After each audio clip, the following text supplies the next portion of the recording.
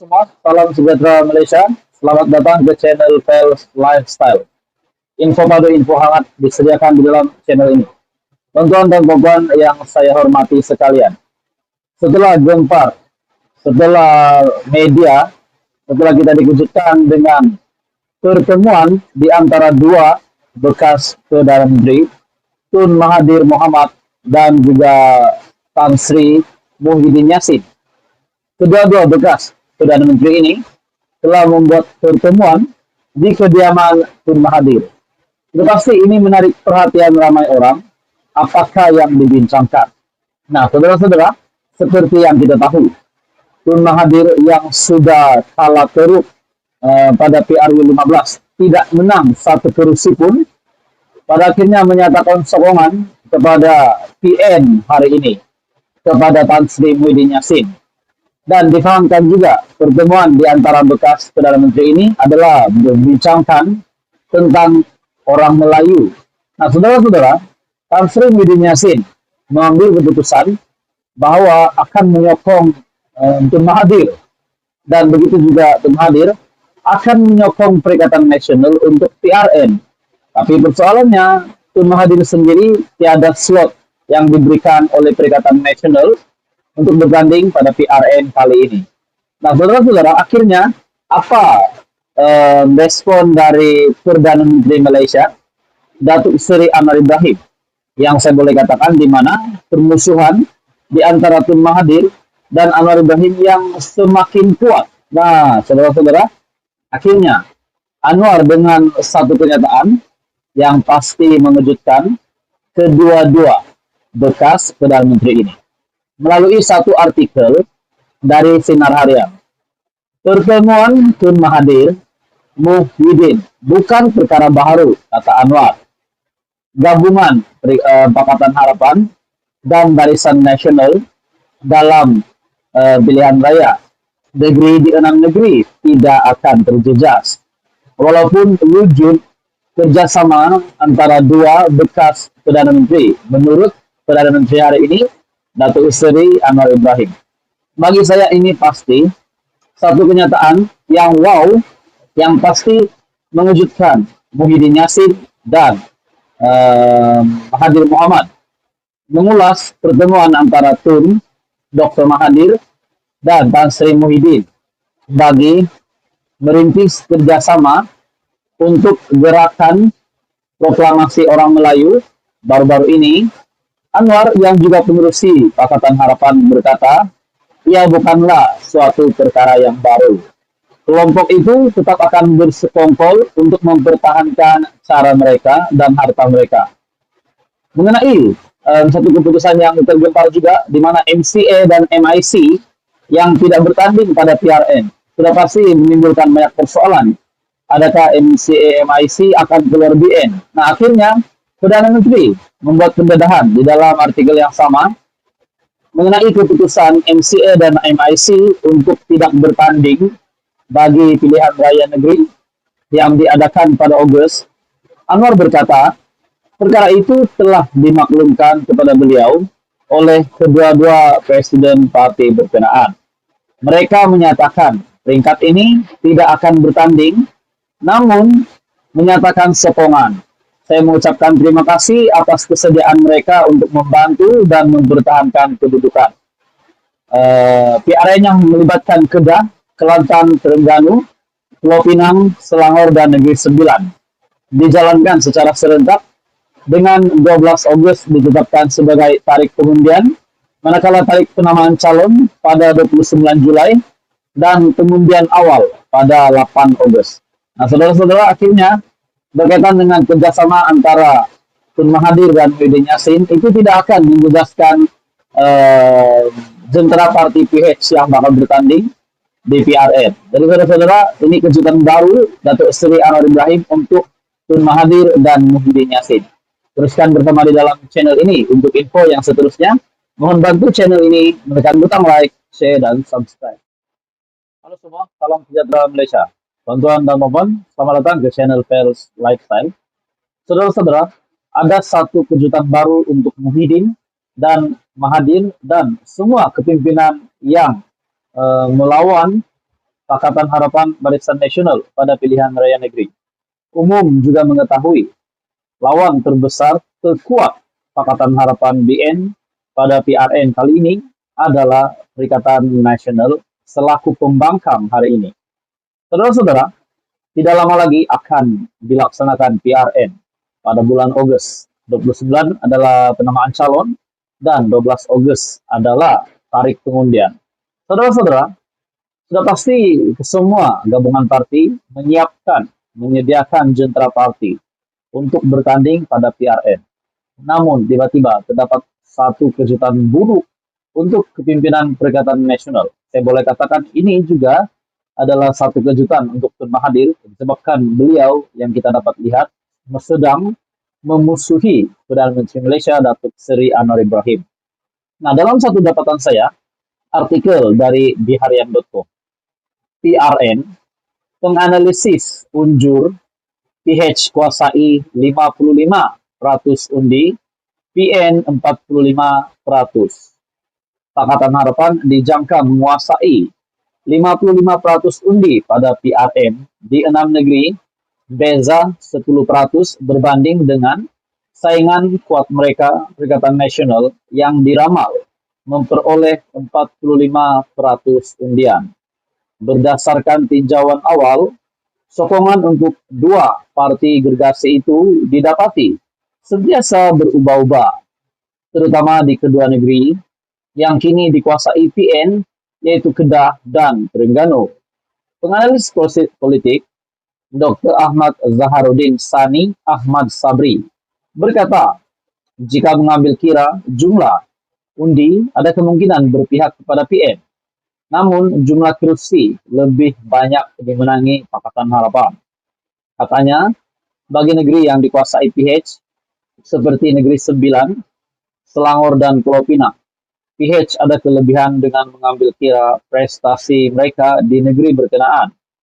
Peranan dan sokongan dari UMNO BN adalah satu kelebihan bagi negeri yang kini dikuasai PH. Namun, wujud persaingan sengit daripada PN berbanding pilihan raya negeri sebelum ini.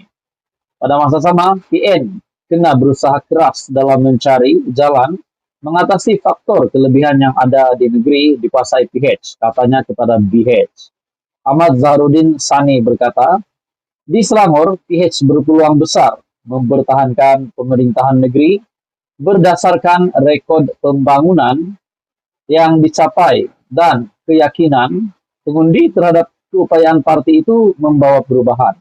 Namun katanya, sentimen perkauman dan kenegerian yang dimainkan PN sukar untuk mengubah keyakinan pengundi terhadap PH, yang mana pengundi mungkin lebih cenderung mempertimbangkan rekod pembangunan dan kredibiliti PH dalam memenuhi keperluan rakyat Selangor. Nah, saudara-saudara, akhirnya artikel ini mengesahkan di mana penganalisis di mana dalam satu kajian penganalisis unjur Pakatan Harapan kuasai 55% undi, manakala PN pula 45% undi. Nah, saudara-saudara, andai kata perkara ini inilah keputusan PRN, pasti satu berita baik kepada kepimpinan Pakatan Harapan melalui kajian ini, di mana penganalisis unjur PH menguasai sebanyak 55% berbanding 45% Perikatan Nasional. Teruskan bersama di dalam channel ini untuk info yang seterusnya. Menurut Anda, saudara-saudara, apa komen Anda? Teruskan bersama di dalam channel ini untuk info yang seterusnya. Jangan lupa bantu channel ini dengan menekan butang like, share, dan subscribe. Salam sejahtera Malaysia. Selamat datang ke channel Fels Lifestyle.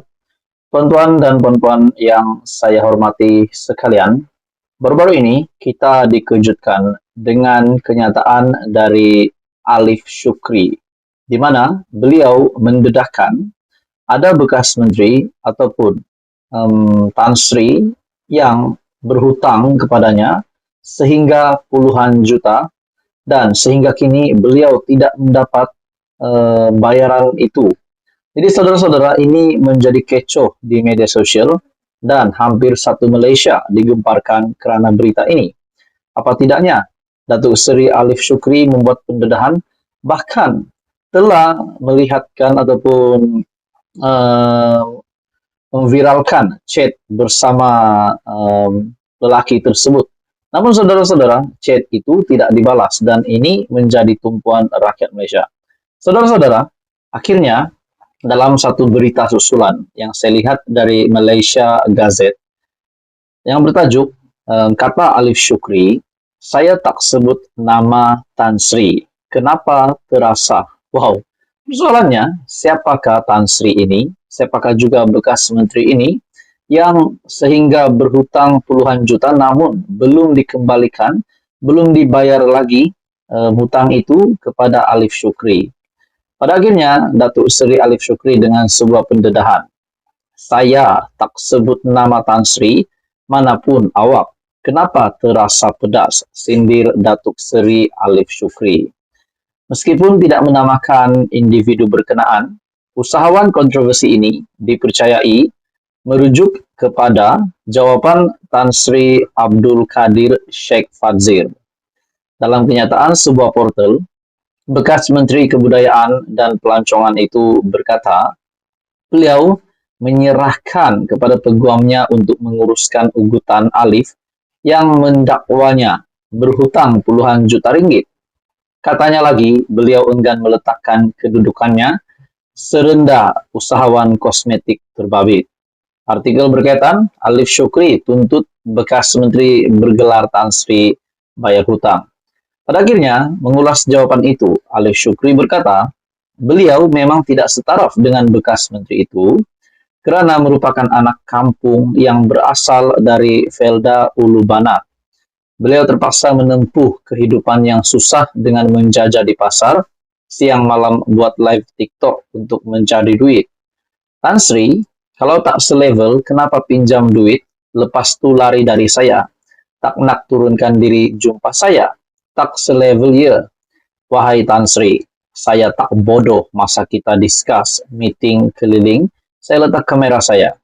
Tan Sri tak perasan sebab level Tan Sri, billion bodyguard keliling pinggang, saya anak kampung sahaja yang kais pagi makan pagi.